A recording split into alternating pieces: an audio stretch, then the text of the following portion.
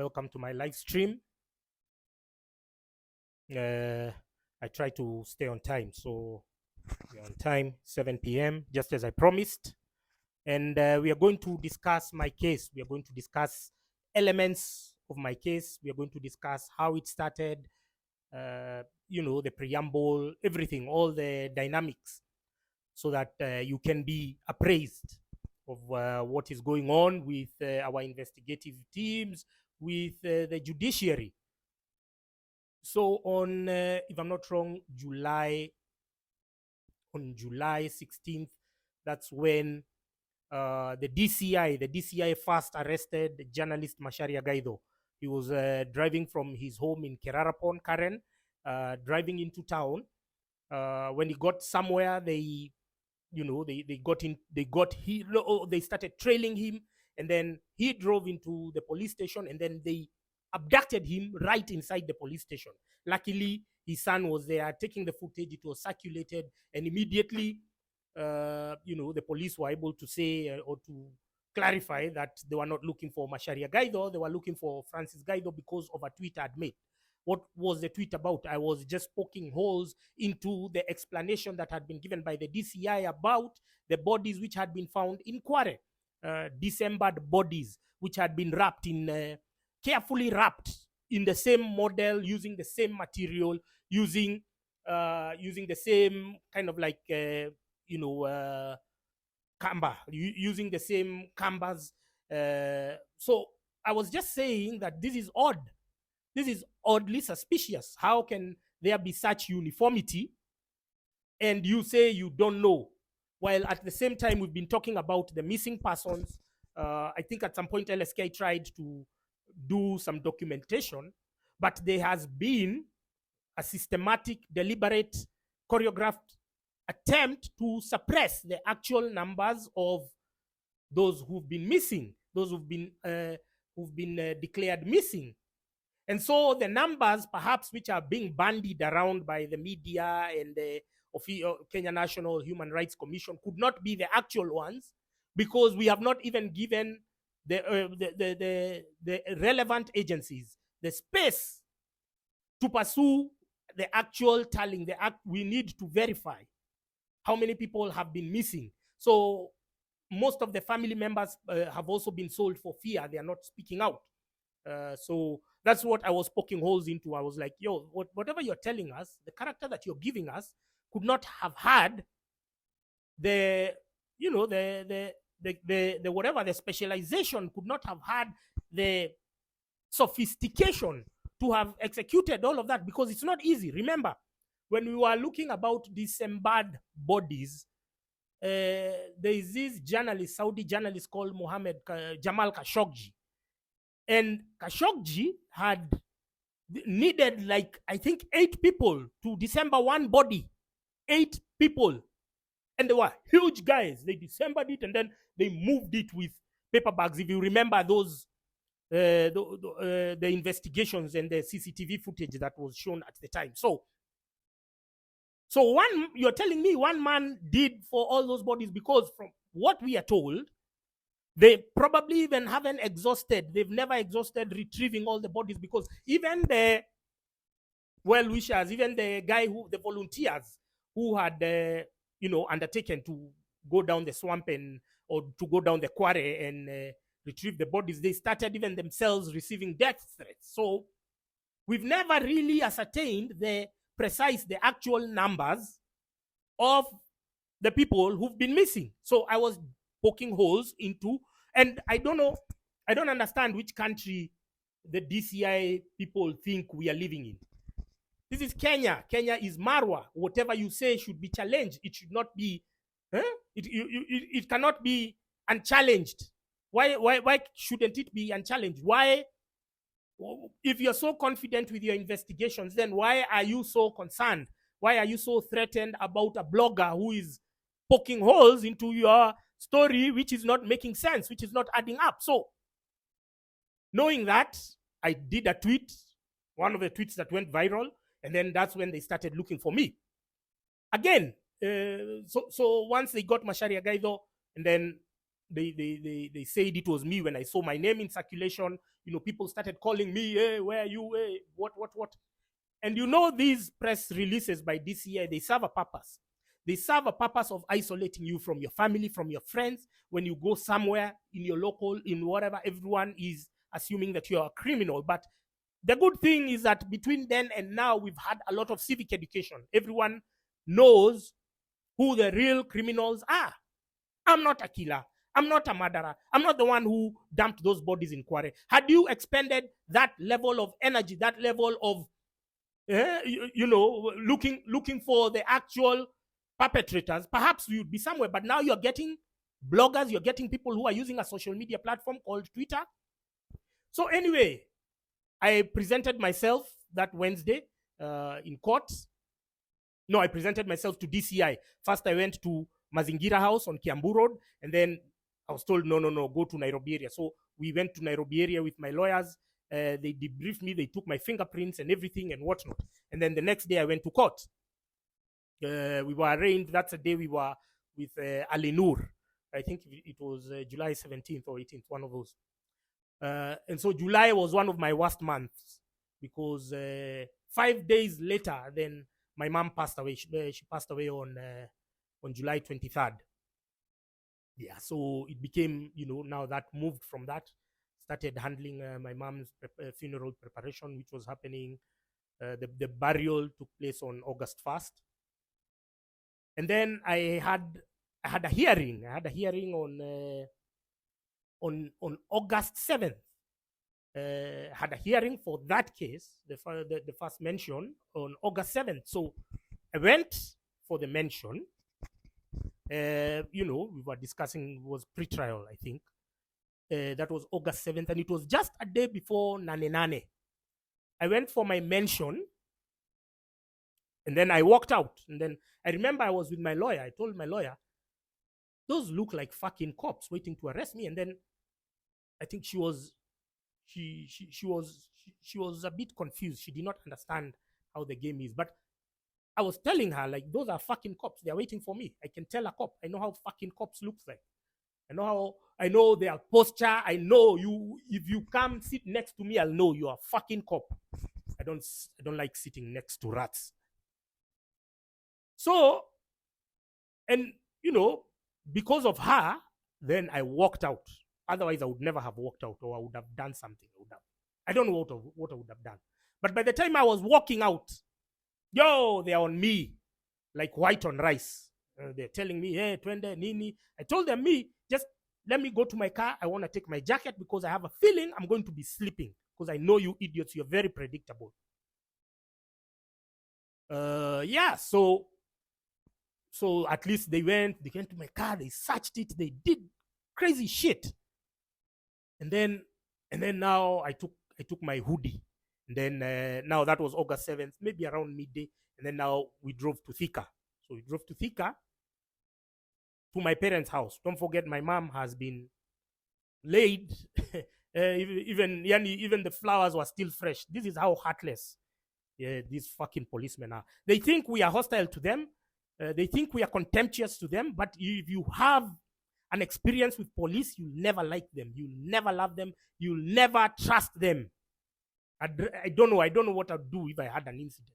And I know I wouldn't go to the police because they just having an experience with them. Drove there, and then we left my parents' house. We went to my apartment. They ran it down. They took all my gadgets, my cameras. I had a GoPro. I had a camera I used to shoot content with. They took my flash discs. They took my phones. They took even, these bastards are crazy. And so from then on, I was like, my safety is threatened anytime I'm going for a mention. If I'm going to be arrested out here, I thought those practices had ended in the Moi era. I didn't know they were still in existence. I didn't know that you could be arrested outside court. And we are hearing the judiciary, they are not making any noise. They are literally, in fact, if you look at my mention dates, it's almost like they are structured so that I can be rearrested every other time. So there seems to be this camaraderie between the ODPP and the judiciary and the police, so that we who are threatened, we who are targeted for speaking the truth, we can always be rearrested. And I was like, no. I was telling my lawyer, I won't go there to be rearrested again because I don't know where these people will take me this time around. Because abductions were still going on. I don't know whether this time round they are going to take me to a forest and dump me. I don't know whether they are going to take me to Kware. I don't know whether they are going to take me to River Yala. I don't know whether they are going to take me to Juja, because I can't trust a cop. And the judiciary, everyone seems to be okay. They have no problem, because don't forget me, I'm not a capital offender. I'm not a fucking capital offender. I'm not a killer. I'm not a rapist. I'm not a human trafficker. I'm not a scammer. I've never stolen anybody's penny to warrant now me being arrested outside Milimani law courts. I've never had any condemnation from the Law Society of Kenya. I've never had any condemnation from the judiciary. So this practice happens. It's just that it's happening to me and I have a voice. I can speak, I can relay, I can express my disgust at the deteriorating state of Kenya's democracy. Remember, I told you, Kenya right now is a one-party state de facto. It may not be official, because what have they done? They have captured all the tenets, all the structures, all the whatevers of democracy, all the levers of democracy. They have bought the opposition. Raila Odinga, you've seen him there shamelessly. And his propagandists, they've become more of Ruto sycophants than Ruto sycophants. If you see the people who are speaking now for the regime, it is Raila hoodlums. It is Raila bloggers. It is Raila bootlickers. It is Raila cocksuckers. Shameless people like Seth December, Gabriel Oguda, Collins Bay. You guys are so pathetic. You guys are so disgusting. So they have captured the opposition. They have captured the legislature. They have captured the judiciary. They have captured the media. They have captured the NGOs. They have captured trade unions. They have captured the churches. So the last bastion of democracy is social media. And this is why every day they just wake up and just say social media, social media. They use social media to be elected, but suddenly it's a problem. Suddenly now parents are being addressed in condescending language, like angaliani watoto wenyu, because we are committing crimes on social media. No, we are not. We are speaking. We are educating ourselves. We are learning about corruption. We didn't know what corruption is until we started seeing how debt has been used, has been weaponized by past and previous and present regimes. So anyway, that was on Nane Nane. I don't remember the name of the magistrate of Nane Nane, but he was such a gracious old man. I will get his name. But he gave me a free bond of 100,000. And he listened to my story about me being rearrested outside. And I don't know who he is.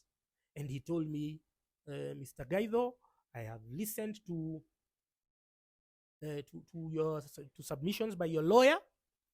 And even as I give you this free bond, I will give you some advice. Look over your shoulder. Don't tell people where you're living. Take the basic precautionary measures, because we have seen this movie before. We have seen these occurrences before, and they, when a government is pursuing you, they might employ unconventional means to achieve their ends. I don't know who he was. And ever since he gave me that ruling and that small, pep talk in open court, that is, my cases were removed from his court and taken somewhere else. Don't know whether it's a coincidence or not, but he understood. He was acutely aware that I am being persecuted. So that was, Nane on itself, my case was terminated, was completed by around 1, because the judiciary halls were empty because there was going to be protests. So they were conscious about protests and everything. So they arrested me before the protests. Also, that was another coincidence. So yeah, so I was like, I don't want to go to court, because these guys, they were already taunting me. They were already telling me in the vehicles, wananiambia wewe uko na kesi mingi, uko na kesi mingi. Tunaenda tu hivi. They told me they have a big box, so wanaingiza mkono hivi kama the raffle.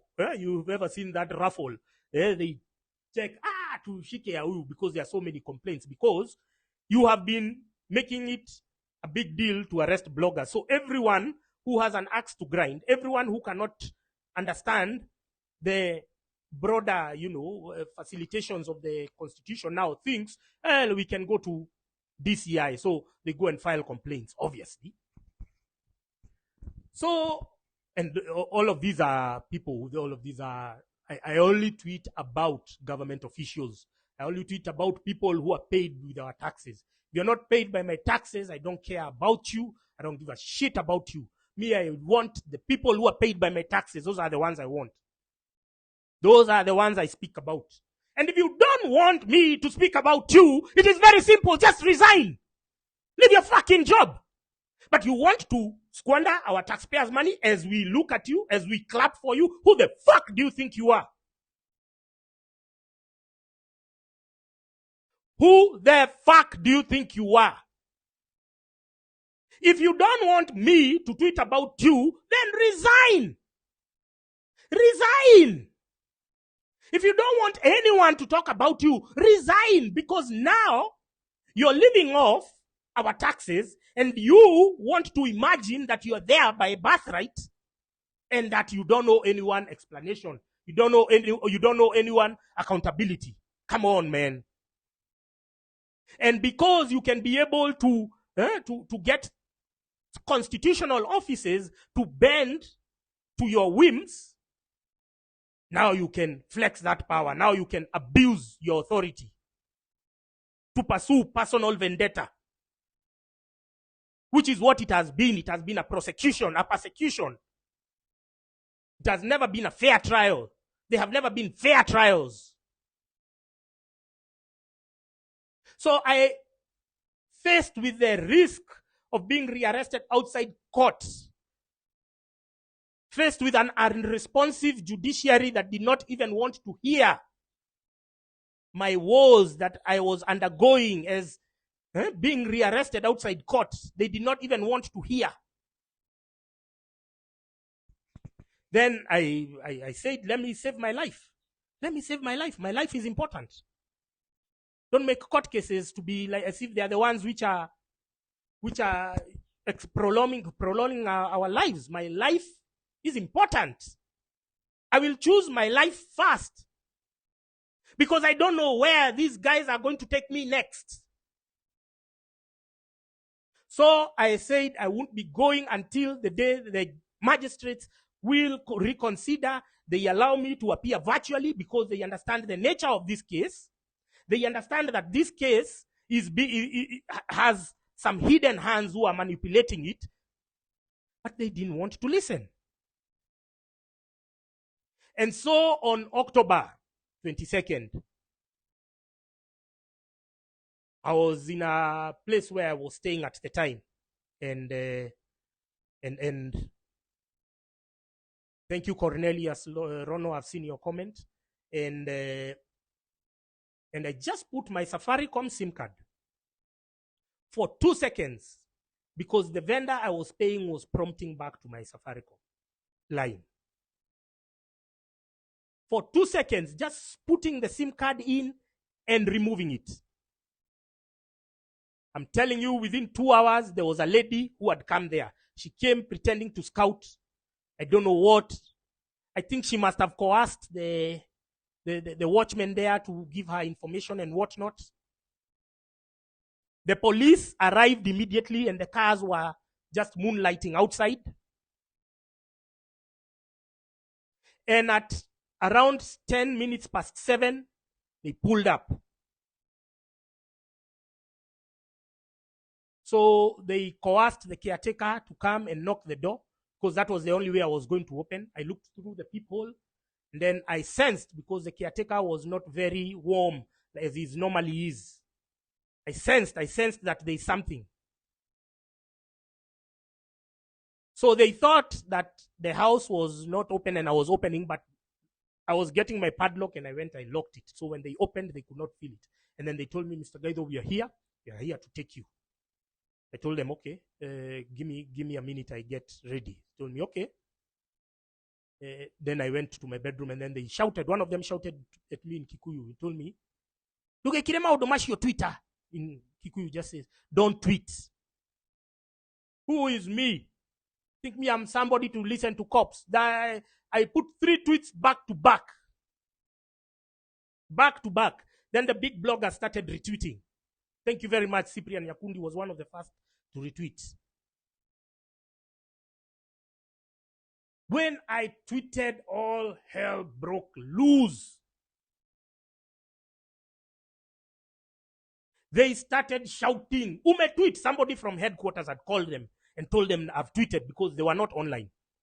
Umetweet nini, wewe nini, they came with their spanners. Within 2 minutes, the door is broken. They got me, put me down. One of them was punching me. And I'm like, nini nimekukosea? Nimekukulia bibi? Nimekula demi yako? These guys, the anger they had, it was not normal. These guys, it's like they go to whoever has sent them. The guy radicalizes them, gives them money, and tells them, because they were all angry, they were all on the edge. They were punching me like, yeah. And I'm like, Nini, am I a criminal? Am I a thief? Do you punch Didmas Barasa like that? Huh? Do you punch this Ruben Kiborek, the Baringo MP, the one who raped a minor? Did you punch him like that? Why are you so angry at me? What do I owe you? What the fuck is wrong with these cops?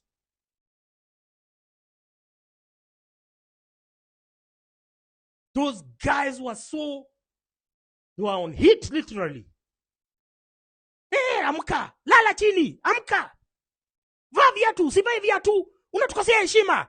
Mnapewa heshima nyinyi, kwanza mujipe heshima kwanza kabla mpewe muitishe heshima ya watu wengine. Mujipe heshima.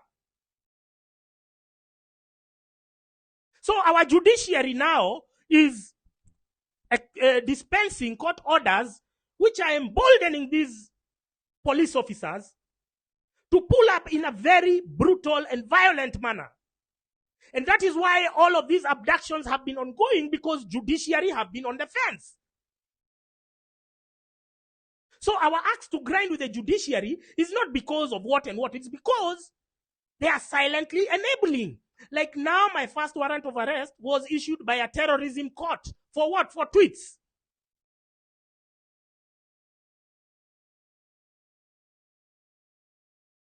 For tweets. This is how your country is sinking day by day. God knows what is happening to the others who don't have a voice, who can't speak like me. And so once you see that DCI tweet, and you are retweeting, and you're laughing, you don't know how. I never thought, if you'd have asked me in May, that I would be dealing with such issues. I've been shooting content all my life. I've been making content. I was the first blogger in Kenya. Before even Akina Alai knew what internet was. I started making my first blog, which was a football blog called kenyafootball.com, in 2003. Ask the sports journalists, they'll tell you. And I've been blogging all my life. And if you asked me that we are going to get to a point where I am standing in front of a magistrate to defend my tweets, Jesus, I would have slapped you and told you this is fiction. This is a story you're cooking on my behalf or something. So they took me to Kamukunji the next day, because I had 2 court cases. I went back to back. I went to this court and this other court.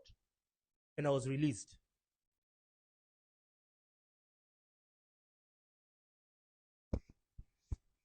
From then on, I've been underground. Because these guys have pulled up on me 3 times. I knew the 4th time is going to be now. Now I'm going to be abducted for real.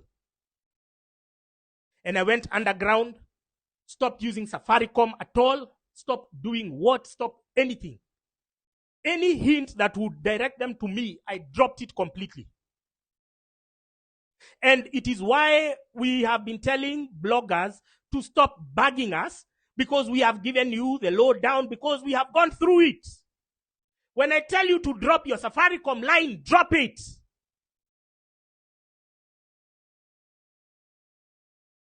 When I tell you to do this, don't trust X, Y, and Z individual. Don't. Because these are tried and tested formulas. We have correspondent with other people who have gone through the same thing. So now we know. Now we know what happens. Now we know who. We were talking about the protest the other day. You guys have been telling you about people and you think I'm just hating on them. Why do I hate Hanifa? Why should I hate her? She's not even my type. You know, I could bully somebody who I have a crush on. She's not even my type. But she stole Mchanga money. She's an agent. She's a whatever, a sellout in the movement. And so now on Monday the 30th, January 30th, that's when people started telling me, oh, we were running with Hanifa in the streets and her friend called Shakira, running from the cops, but they walked in Central Police Station and then they walked out. Other comrades were arrested inside. You are now connecting the dots yourself. Oh, we were with Polo Kimani, we were arrested, but somehow he sneaked from the cops. The stupidest idiot north of Limpopo, south of the Sahara, Okiya Omtata, pops out of nowhere, makes the protests about him. We even stopped talking about Kibet Bull. We have started talking about Kibet Bull today. Because all along he came with a barrage of media. And all of them were just like Omtata. We even forgot about Kibet Bull. Please, Okiya Omtata, if you're going to come for the next protest, because all Kenyans are welcome, please leave your fucking media at home. We don't want to see you protest with other people. Nobody has an interest to see your bullshit. Okiya Omtata, you have become such a liability to the cause.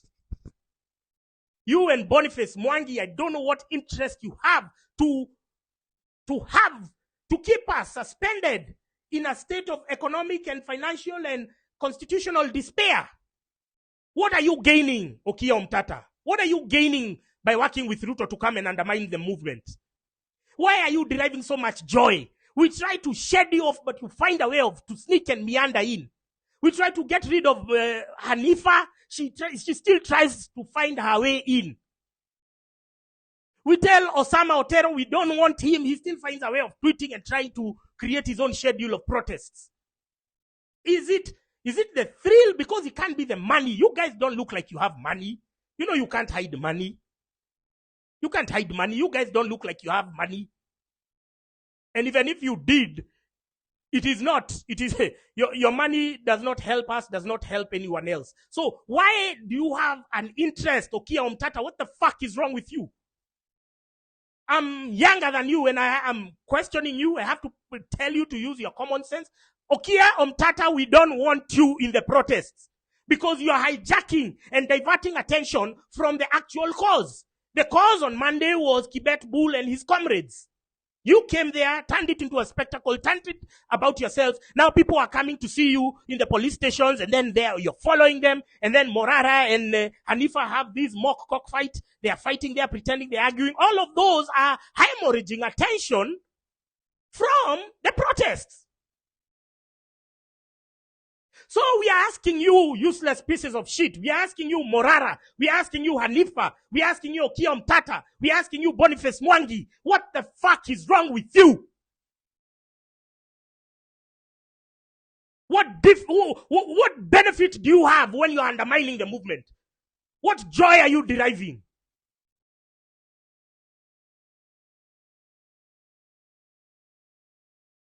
You come there, we've convened protests, we are telling people it's about Kibet. You've come there with your cameras. The cameras, the media, they are so lazy, they are so stupid. They're media idiots. Instead of focusing what is happening with the protests in the back streets, everywhere else. Oh, okay, Omtata. Oh, who came to see him? Oh, PLO came to see him in the police station. Oh, Mother Karua has come. All the attention has moved from the actual people who are deserving to the celebrities. Now, can the celebrities and the famous people, can you be decent and honorable and gracious enough to just stay away?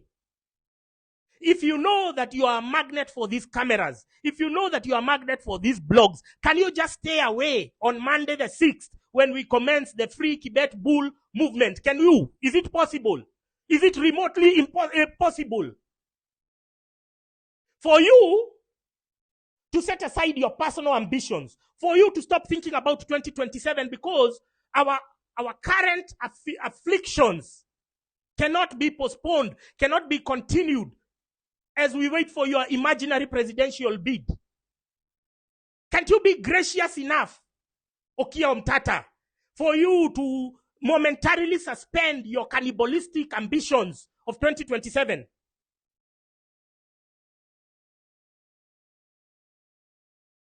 And you say, now it's all about Kibet Bull. Now it's all about the abducted boys. Now it's not me to come and try and score some few brownie points with the media.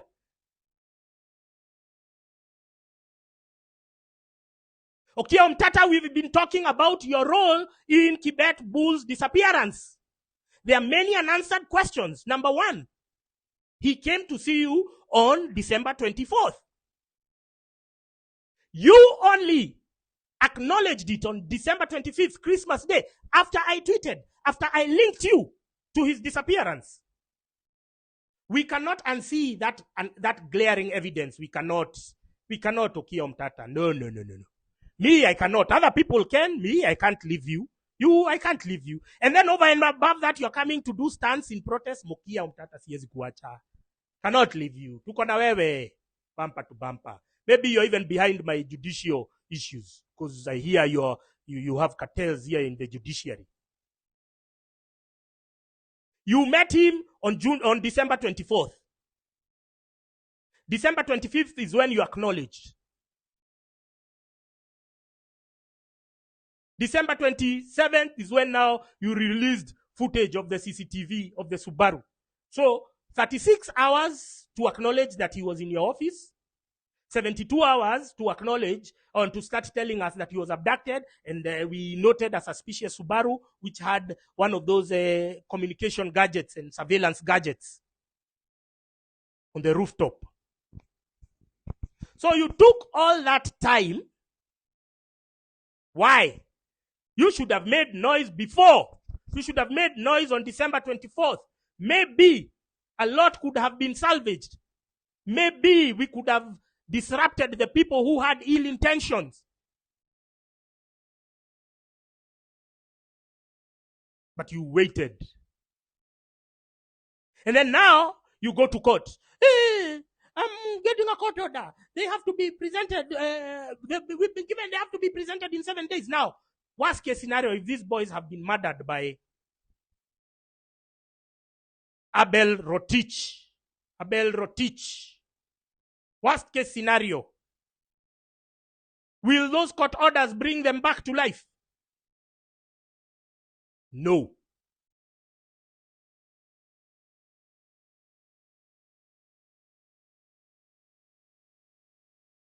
The only problem, the cops have gone ham on me.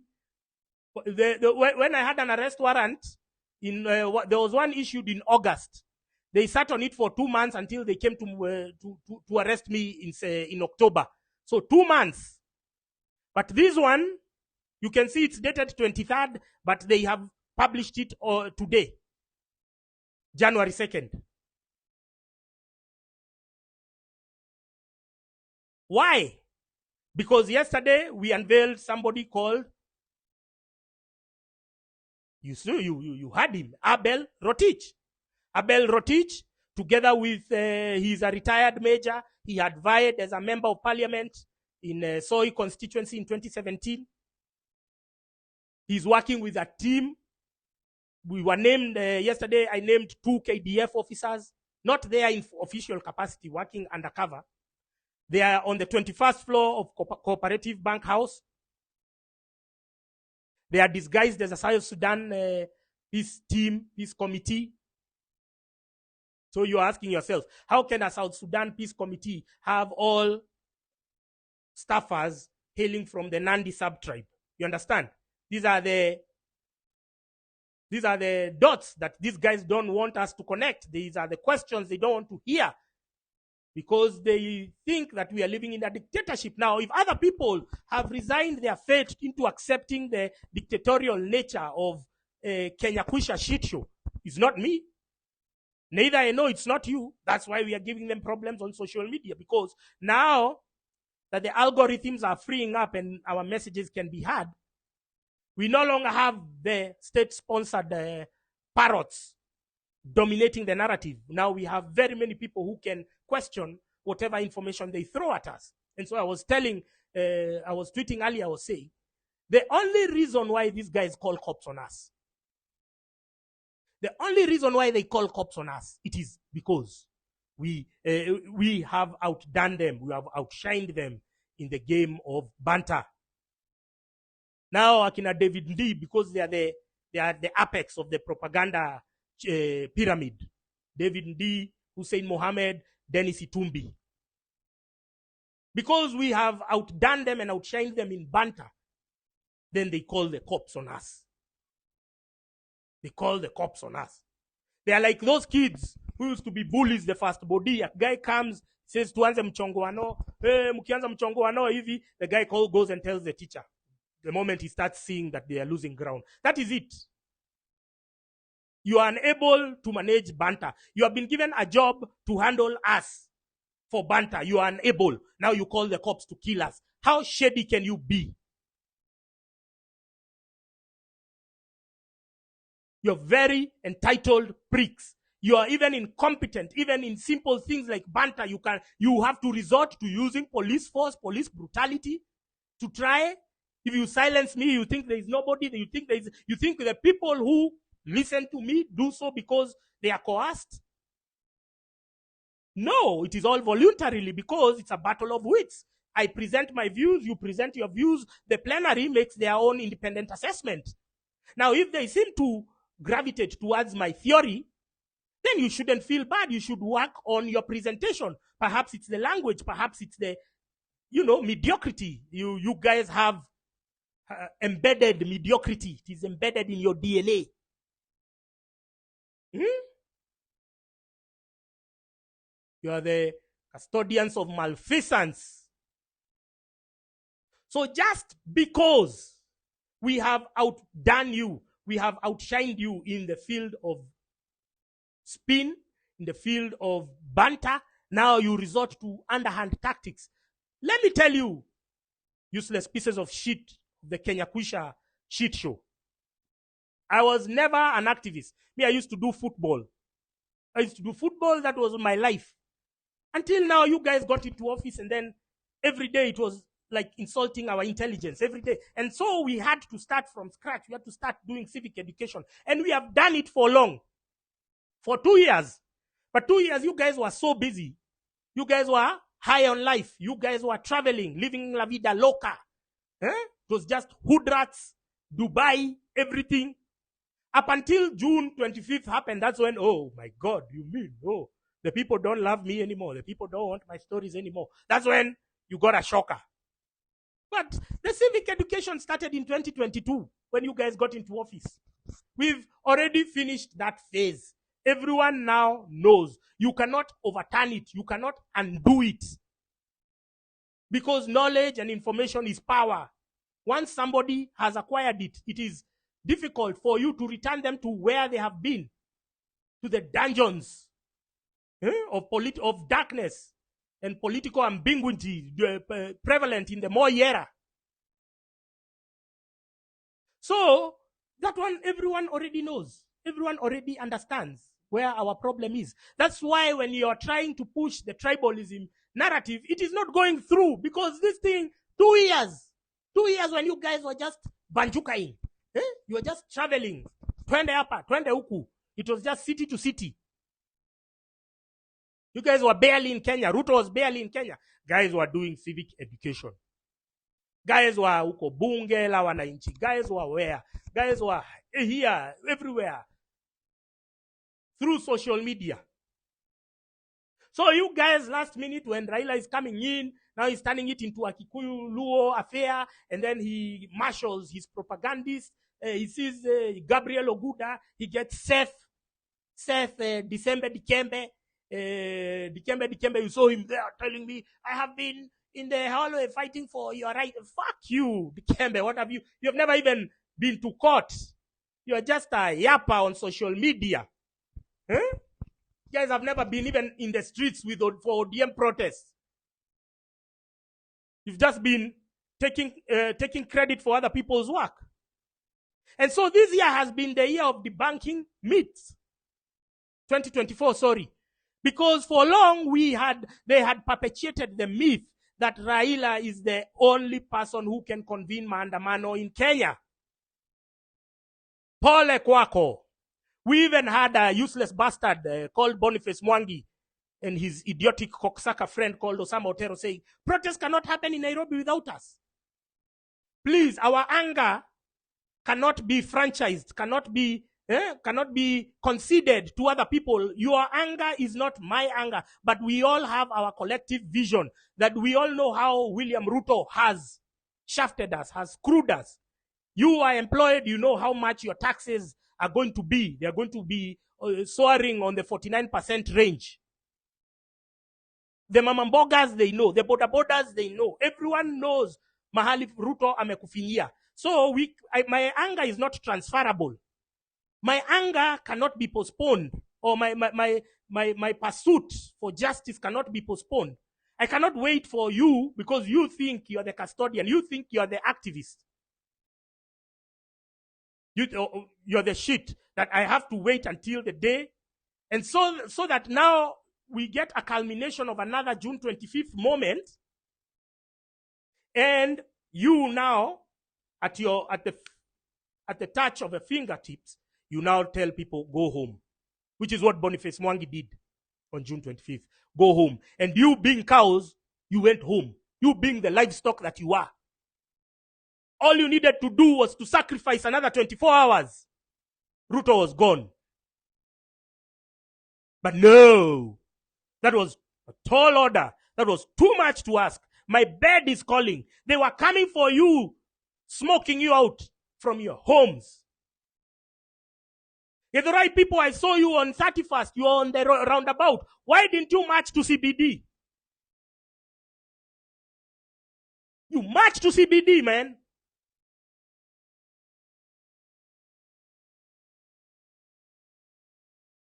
Kericho people, I saw you on the road. Beautiful scenes. I saw Kisii people on the road. I told you, why didn't you march to your governor's house? Why didn't you march to your MP's house? Why, if you know your MP is a bootlicker of Kenyakusha shit show, you should have marched there.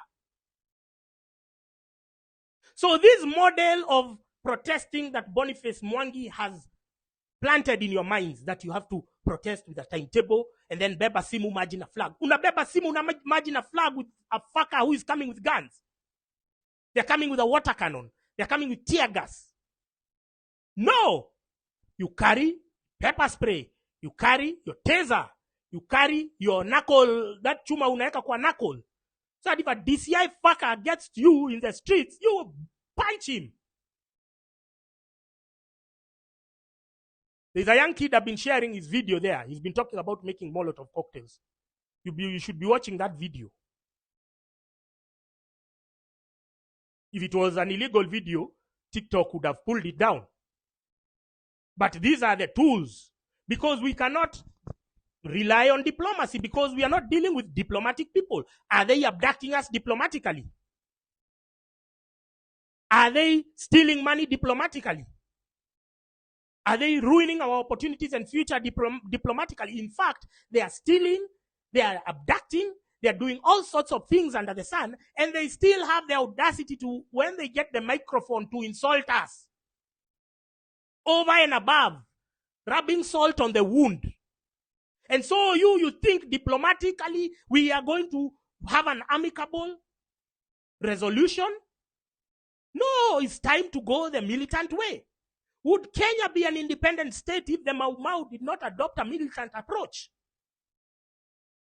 It was Mau Mau's militancy that triggered even calls for independence in other African countries. It had inspired. And those days we didn't have even the radio or the social media and everything, but people would still get the information. So when you go to the streets, your work is not following Okia Umtata, talking his bullshit, singing his nonsensical songs that he's been singing for the past 15 years. Your work is not going to look for Boniface Mwangi where they are. Your work is not going to look for Hanifa.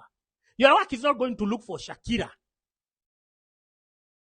Your work is to be in the back streets, not chasing the media there. You want to be seen because you think some donor exists somewhere to give you money. Fuck donor money.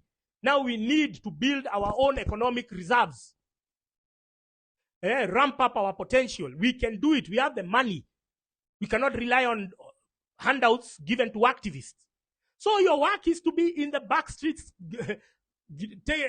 engaging police in running battles. And I've told you the citizen to police ratio is so bad that if we have you in downtown, another one there, another, they'll be so stretched. You'll have circled them. You'll have commandeered them to surrender, to lay down their arms, tie their hands, and frog march them. Because they are few. But all of you, if you go to one place, are you crazy? Go to downtown. Engage them in running battles. Light a fire. Block the road so that their cars cannot pass. Set them up for a trap. Once they get into a trap, boom, kaboom. You know what to do. Cocktails. Get the mixologist. Have a mixologist amongst you. We have to go militant because these guys, have you seen what they've done to the kids? They're abducting them. Did you see the CCTVs when they were picking up Peter Muteti from... the guy didn't have time to speak. Did you hear NTV last night where they had somebody narrating that they rocked into his house, assuming that he is Kibet bull. They went and woke him and his wife in bed. How disgusting is that? And then they went, woke up the kids. The kids are crying. His wife is almost collapsing. She could not even breathe. It was on NTV. Did you see a church in Nyandarua there? They were lobbed for tear gas. It was giving Kiamba 2007. The way people were burnt in a church. That is the direction we are all heading. If you don't do something about it. So when we get to Monday and we are protesting, I don't want to hear some stupid business people saying, ati maandamano inatuharibia biashara. Wewe, ebu ongea hivyo tena. Wewe ebu fungua kazi, Monday uone. Fungua kazi. Kama wewe umetahiriwa. Maandamano inatuharibia kazi. Maandamano inatuharibia kazi. Umbwa wewe. Let me tell you, your economic prosperity, your money, your sales, your turnover will not begin where my lack of freedom, lack of economic prosperity, my court cases begin.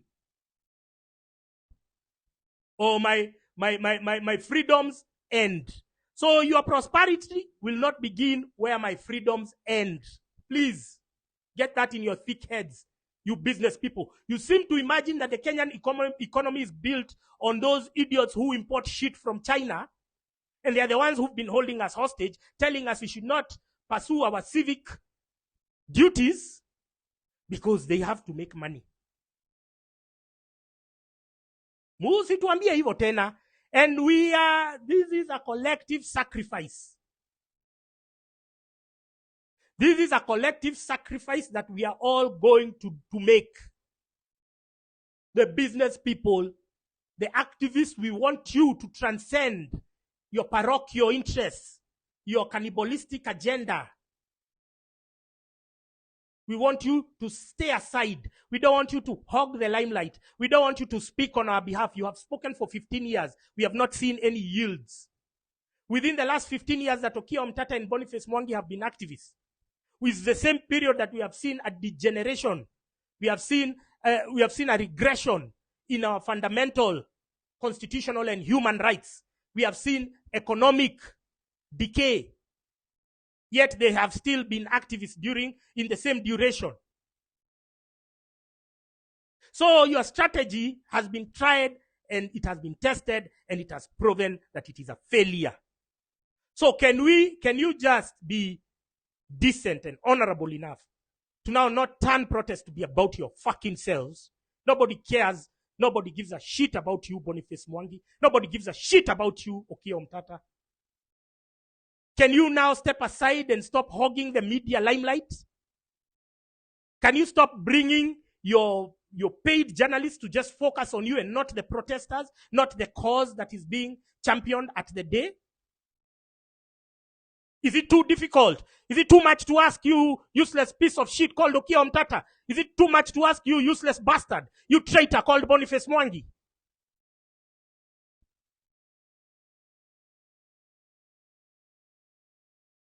You guys are disgusting.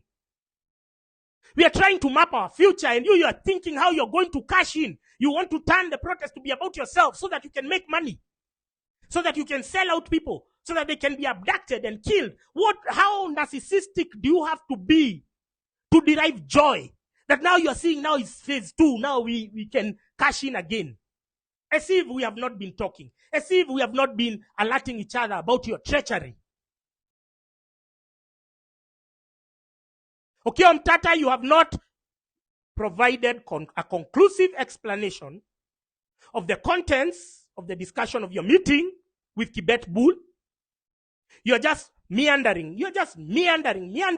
Writing long statements, long-winded missives. Hey.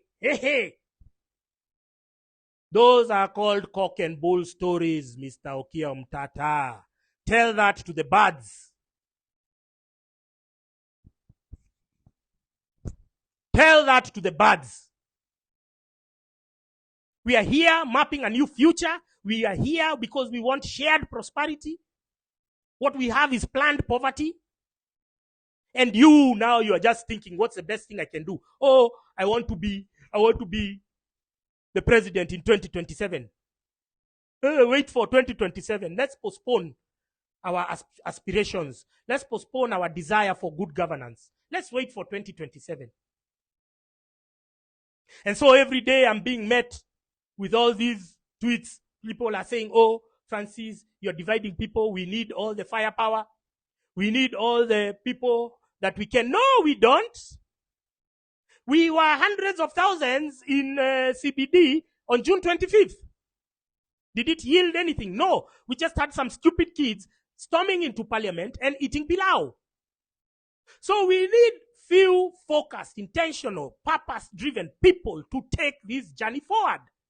Because if the most of you are listening to Okiya Omtatah and Boniface Mwangi and Hanifa, surely you are as good as useless. You people cannot help us. You cannot take us to the next level. But we need people who can push us forward. Because as you've seen the headline of this tweet, the dark days are back. We are living. We are now in the thick of them. Those days you used to hear more Kenya. It was journalists. It was what? It was the intellectuals. It was creatives who are being pursued and targeted. That is where we are right now. And this sleep has not been instant. It has been gradual. It has been entertained by your media, by your activists, by your who. Until now, we have said enough is enough.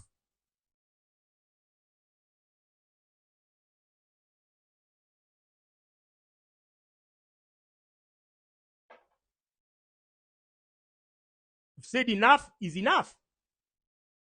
And the biggest problem, our biggest undoing, I swear to God, has not been William Ruto. I swear it has been the internal saboteurs. I have spent more energy, more time, more everything just dealing with the internal saboteurs, which is why I'm telling you, we will have to move correctly. Even if you move with numbers and half of you are infiltrated, then you're going nowhere. We must move correctly, which is what the fathers of the second liberation, they started in the 90s agitating for the clamor for multi-party democracy. And so they onboarded everyone depending. They did not want to vet people. Are you a sellout? Are you a who? And so now when it came to elections in 1992, of course, first of all, Moi repealed Section 2A of the Constitution, and which had declared Kenya a one-party state. So he repealed it. Now it became a multi-party democracy. And Moi, so for me to comply with donor demands, let me just do this, and then I'll manipulate people from the inside. So they onboarded everyone and created this giant Forum of Restoration Democracy, FORD, which had, amongst other people, Jaramogi, Matiba, everyone, until now Moi started playing the divide and rule. Their numbers cumulatively could have toppled Moi in 1992. But now they were split. So Jaramogi started his own Ford Kenya. Whatever. Kenneth Jindo Matiba started his own Ford Asili. All these other guys, it was a split. Then Mwai Kibaki came with the Democratic Party. Everyone, like that. And so their objectives, because they were so warped on removing Moi, as opposed to moving correctly, they had already given a lot of clout to these clowns who had been sellouts from the jump. Fast forward to 1997. Hey, what? Well, now there was even a meeting in Thika, at Thika Municipal Stadium, overseen by Manasseh Kuria. They were trying to unify, I don't know what. Then there was but they failed to see the sellouts within them. So they embraced Raila Odinga. He came, he was splitting votes with his National Democratic Party, NDP, and what.